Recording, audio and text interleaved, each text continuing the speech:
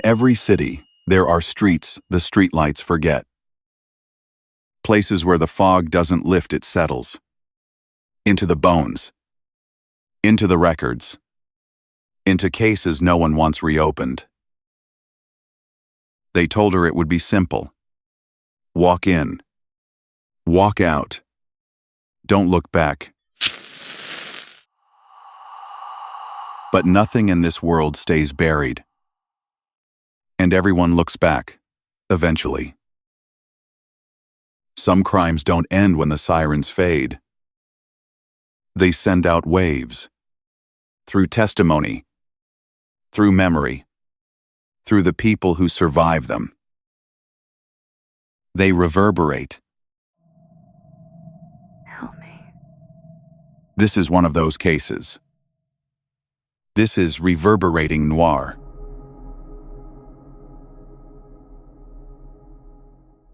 A city still finding its footing. A young woman dressed in her finest clothes. A sleigh waiting in the cold. And then nothing. She was simply gone. But the city didn't forget her. And what happened next? The discovery, the arrest, the trial, it would shake New York to its core. December 1799.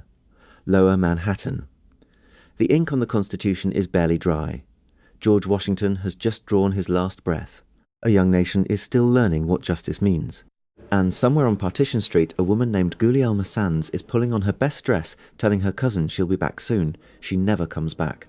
This is the Manhattan Well mystery, and it's one of the most extraordinary cases in American legal history. Gulielma Sands, everyone called her Elma. 22 years old, a Quaker woman, a boarder in a house on Partition Street, a busy, lively household run by her cousin, Catherine Ring. She was quiet, thoughtful, by most accounts, kind. And she was in love. Or at least she believed she was. Another boarder in that house was a young carpenter named Levi Weeks. Handsome, charming, well-connected through his brother Ezra, who was one of the more prosperous builders in the city. And Levi and Elma had a relationship, a secret one. Notes passed in corridors, stolen moments away from the eyes of the other residents. The kind of romance that only exists in shadows, which, looking back, should have told Elma something. It's a pattern we see again and again in cases like this. The secrecy isn't romantic, it's a warning sign. But when you're in it, you don't always see that. The evening of December the 22nd, 1799. Elma tells Catherine she's stepping out. Quick errand, back soon. She's wearing her best clothes. Witnesses, neighbours, passers-by, they notice a sleigh waiting near the house. They see Elma climb in, and that is the last time anyone sees her alive. By morning, the household knew something was wrong, and suspicion almost immediately landed on Levi Weeks. Because of the sleigh. Because of the sleigh. It had been borrowed from his brother Ezra that same evening. Levi's explanation was straightforward. He'd used it to drop off his brother and a friend, returned it to the stable, spent the rest of the night at home. Clean. Simple. Except the timeline didn't hold together. And the people around him noticed something else, his demeanor. He seemed nervous, distant, cold, even in a way that unsettled the whole household. For nearly 2 weeks, Elma was just gone. No body, no answers. Just a family in grief and a city beginning to whisper. And then January the 2nd, 1800, they find her. At the bottom of the Manhattan Well. A newly dug shaft, sitting out in a meadow, the Lispenard family meadow, some distance from the Ring house. A desolate place. Men had been dragging the well, guided there by someone who claimed to have heard strange sounds near it on the night Elma disappeared. And when they pulled her up, she was fully clothed. Which matters enormously. A fully clothed body in a well doesn't suggest an accident. It suggests she was placed there. And the medical examination made it even clearer there was no water in her lungs. Elma Sands was not alive when she entered that well. She was already dead. Someone had killed her, and then disposed of her. And when Levi Weeks was brought in to view her body, his reaction, by multiple accounts, was cold, detached, no grief, no visible horror. In the court of public opinion, that was enough. He was guilty. The city had decided. And that's a dangerous place to be when public sentiment runs ahead of evidence.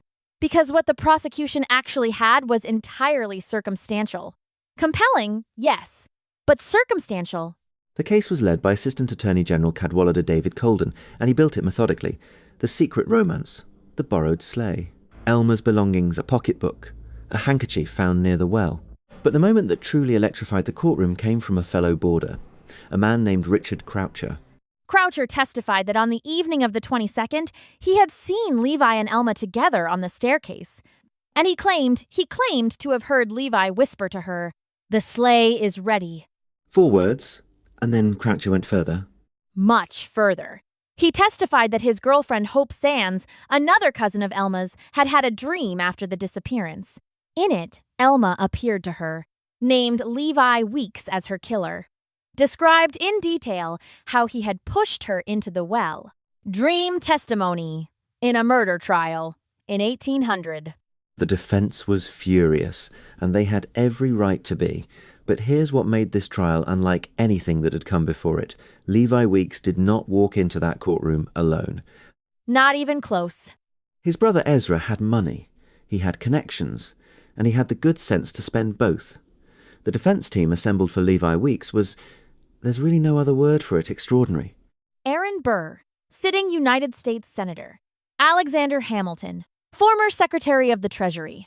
And Henry Brockholst Livingston, who would later be appointed an Associate Justice of the United States Supreme Court.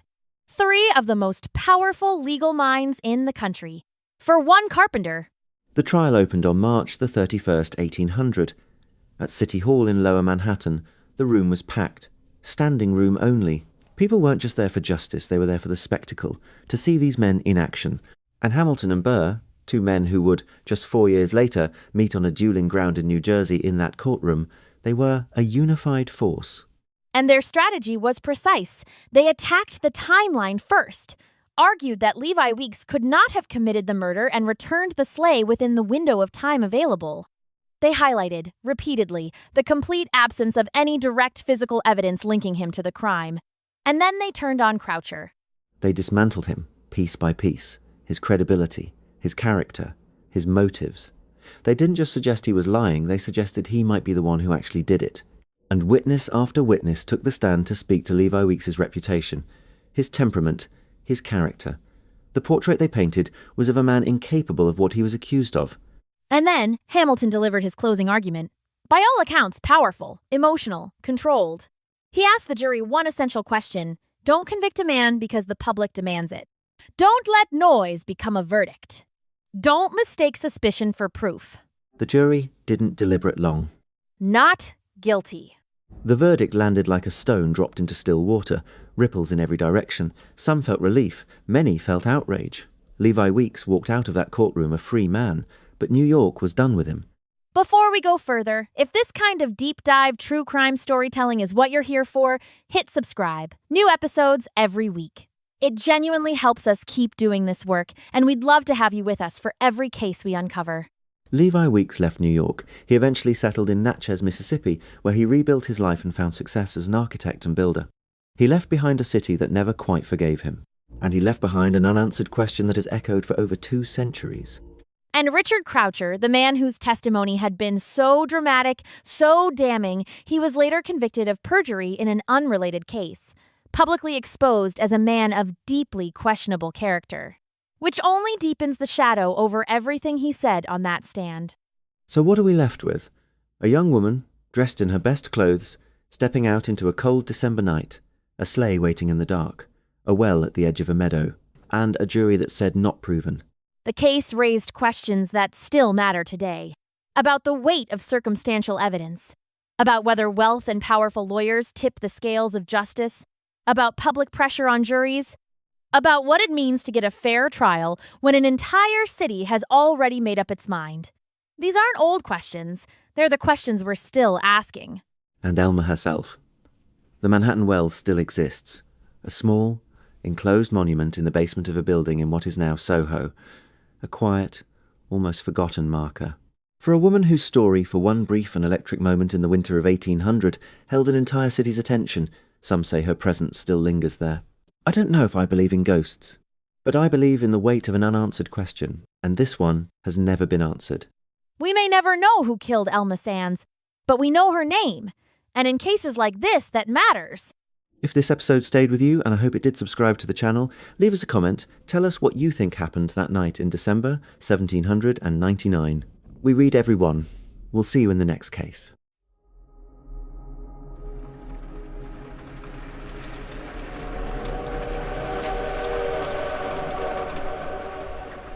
And so the file closes.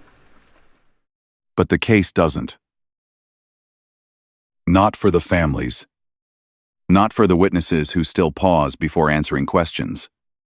Not for a city that remembers, even when it pretends not to.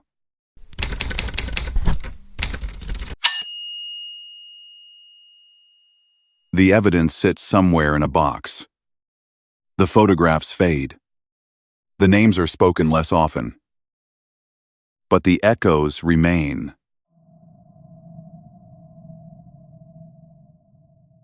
If this story stayed with you, if you felt that silence at the end of each unanswered question, subscribe to the channel. Not for us. For the stories that never got a second look. For the voices that were cut short. For the cases that refuse to stay buried. Because the truth doesn't disappear. It waits. And as long as the questions are still unanswered, the case isn't over. It's just waiting for someone to look again. And here, it keeps reverberating.